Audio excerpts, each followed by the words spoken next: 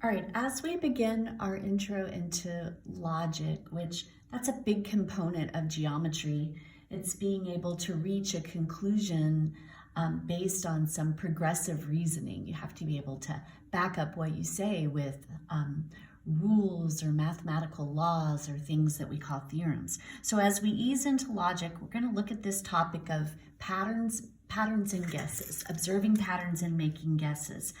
This process is called inductive reasoning. And inductive reasoning is the process of observing data. So I've gotten this started. You can kind of pause if you need to catch up.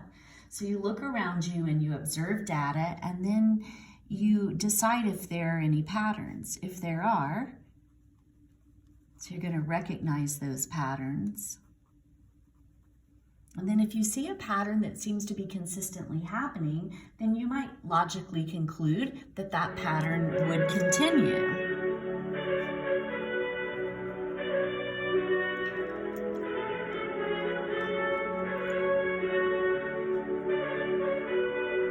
And you make generalizations about those patterns.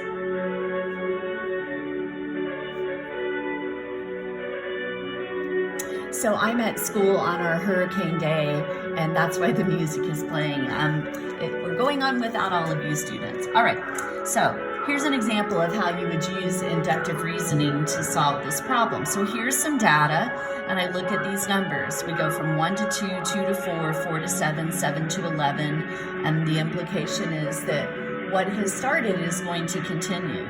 So can you make a conjecture about that pattern and use that conjecture that you make to predict what the next 3 terms will be in this pattern?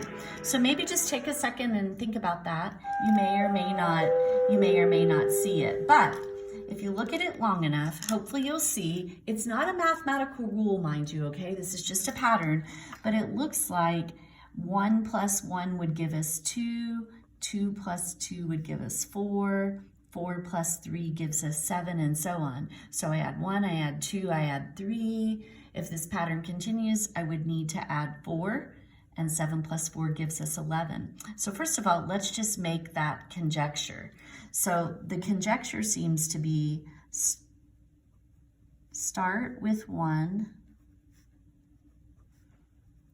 and add the next, I'll use some mathematical terms, starting with 1, 1, 2, 3, 4, going up by whole steps. These are our whole numbers. And add the next whole number. And that's going to create the next number in the list. So if we continue doing that, what would the next 3 terms be in this pattern? Well, we just added 4. We'd have to add 5 to 11. 11 plus 5 is going to give us 16. So we added 5. Then we would need to add 6. 16 plus 6 will give us 22. And then we would need to add 7. 22 plus 7 would give us 29. Okay? And I mean, I think that's true. Do I know that for sure? I was only given 5 numbers, and I did have the implication that it would continue. But that's the best I can do based on what I've observed and using the knowledge that I have. And right now we just kind of use some arithmetic there. But we did use prior knowledge to come up with this conclusion. All right, so here's a few that I'd like you to try. They'll just get you thinking a little bit. So try these 3 examples. Really, why don't you pause it and see if you can see them?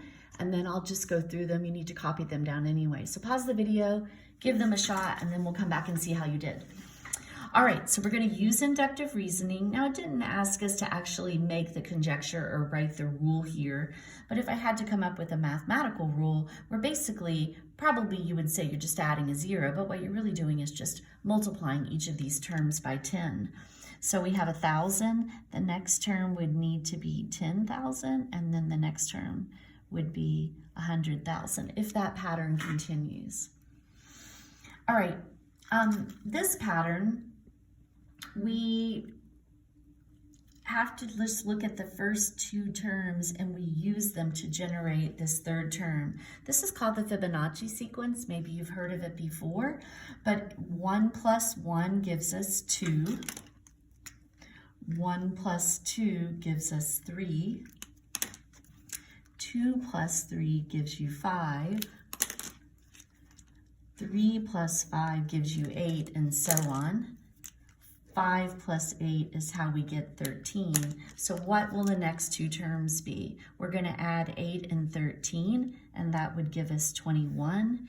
And then to get this term, we would add 13 and 21, and that would give us 34. And this continues into infinity, and you see the Fibonacci sequence in nature, pine cones, seashells, the iterations show up in nature. It's pretty cool. All right, C. This one is a list of, these are our perfect squares. And you kind of recognize this or not, but 1 is 1 to the second, 1 times 1. 4 is 2 to the second, 2 times 2.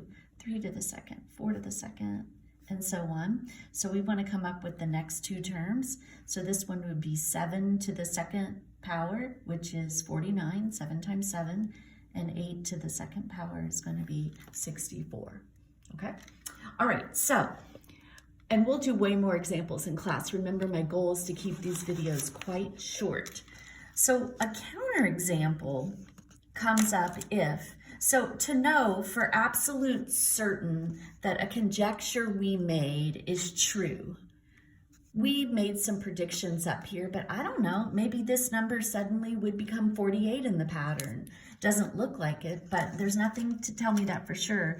But to know for sure that it's true, we must formally prove it. And we'll do proofs this year. And none of the proofs we do this year are going to be super intense. Geometry seems to have kind of taken a shift away from that. However, we will do some proofs. But if you want to prove it's false, you really only need to come up with one example.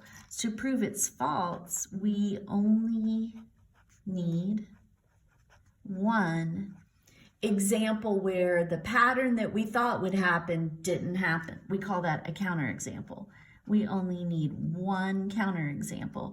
If the pattern doesn't continue even one time, in other words, if it's not always true and consistent, then it's not true.